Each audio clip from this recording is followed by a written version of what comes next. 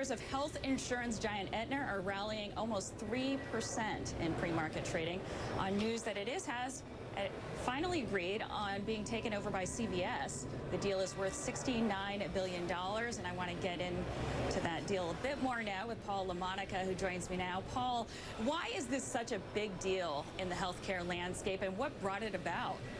Yeah, this is a gigantic deal, Stephanie, because you have the marriage of a company, CVS, which already owns the large drugstore chain in the United States, as well as a big pharmacy benefits company in Caremark, now merging with one of the larger insurers. And this could create the potential for a combined CVS-Aetna to really be a one-stop medical shop. They are stressing on the conference call that's going on right now that consumers will be able to not have to go to the doctor as often because they can go to their local CVS, get screenings, visits with nurse practitioners, physician assistants, and that this could be good for consumers. Obviously, it remains to be seen whether or not the government will greenlight this deal, since we've already had 2 insurance mergers that were blocked earlier this year.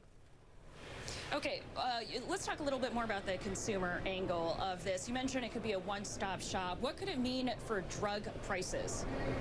Yeah, the hope is that drug prices will come down, not go up. But I think that any regulatory scrutiny of this deal will look at that very closely. You would think, in theory, that CVS, with already owning Caremark combined with Aetna, might be able to exert some more pressure on the big pharmaceutical companies like Pfizer, Johnson & Johnson, Eli Lilly, to keep prices down. Will that actually happen? That's going to be, I think, a key sticking point in any regulatory review of this deal. Okay, isn't this also sort of a deal in response to the possible play that Amazon is planning into the drug market?